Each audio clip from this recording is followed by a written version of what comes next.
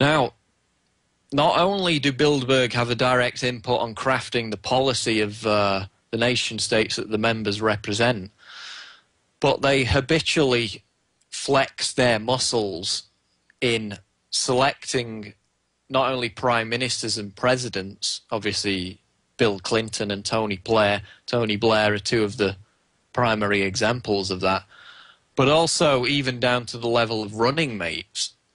Barack Obama's running mate, and obviously now the vice president, Joe Biden, was selected by Bilderberg luminary James A. Johnson shortly before Obama took office. Likewise, John Kerry, at the time when John Kerry was about to announce that he was running for president in 2004, of course, that was the staged skull and bones election between Kerry and Bush. It was widely expected that Dick Gephardt would secure the position of Kerry's running mate, and indeed the New York Post reported at the time that Dick Gephardt had been chosen to be Kerry's number 2, and that stickers were being placed on the campaign vehicles for John Kerry right up until the last minute, which is when the 2004 Bilderberg conference took place in Stresa, Italy, at which John Edwards gave a glowing speech about global government and how we need a new world order.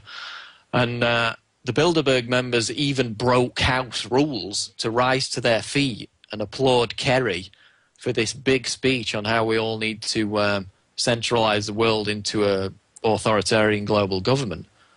As a result of that, despite the fact that the stickers were already being placed on the campaign vehicles for Kerry Gephardt, it was subsequently announced, and United Press International reported on this.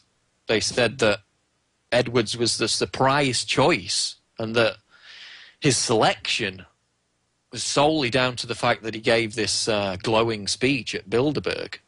So again, another example of how Bilderberg acts in a kingmaker capacity and directly selects not only presidential candidates, but even their running mates, which is what happened in 2004 with John Kerry.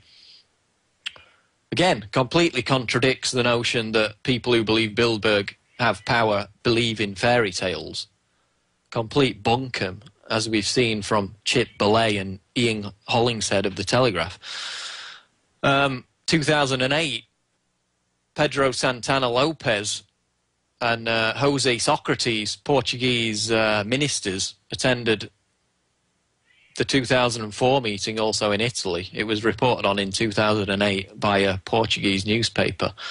Both of them went on to become Prime Minister of Portugal, both after attending a meeting at Bilderberg.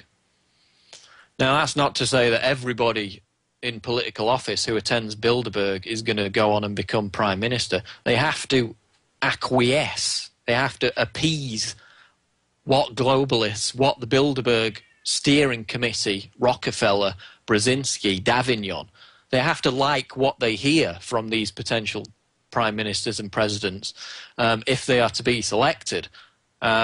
Rick Perry attended a Bilderberg meeting several years ago, and he came away from it saying that, you know, basically it was a waste of time. And obviously whatever Perry said, the globalists weren't impressed about how far he was willing to go in pursuit of a world government. So don't expect Perry to become president anytime soon.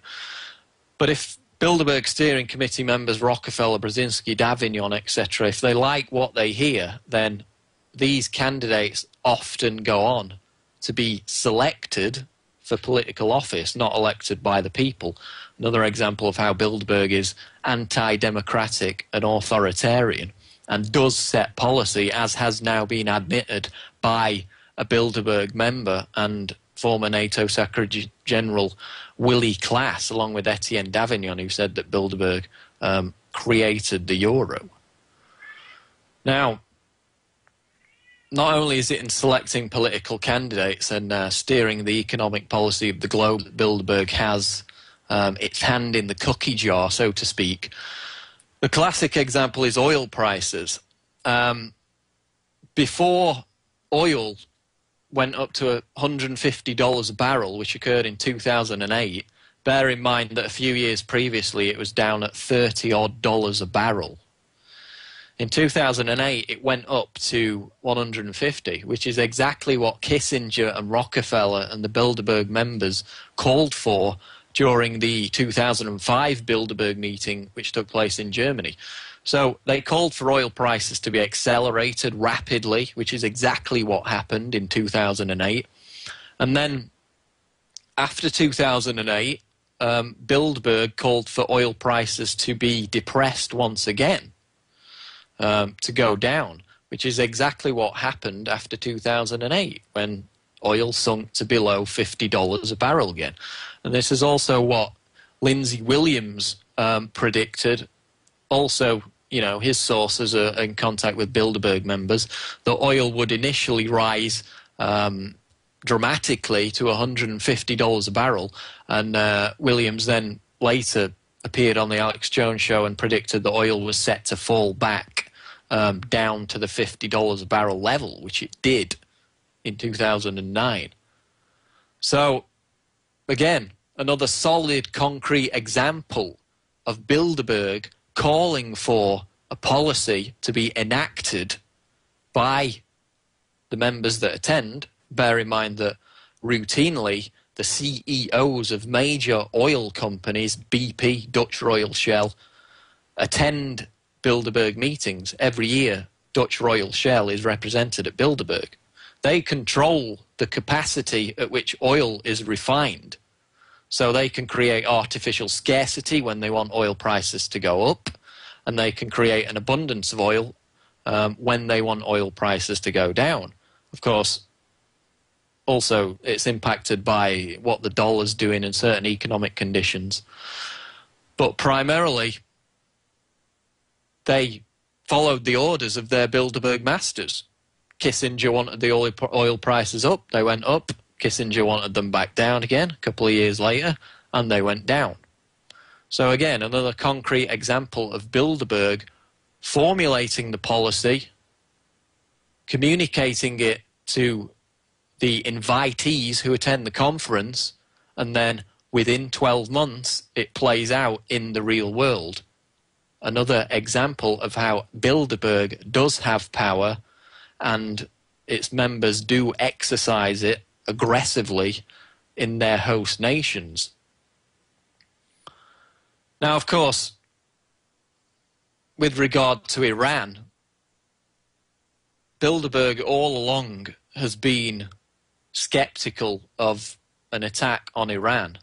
In 2008, they said that it wasn't the right time to launch military airstrikes on the country, and this kind of dovish theme has followed in Bilderberg meetings throughout history, because they're mainly dominated by the European socialist contingent who prefer to get their world government by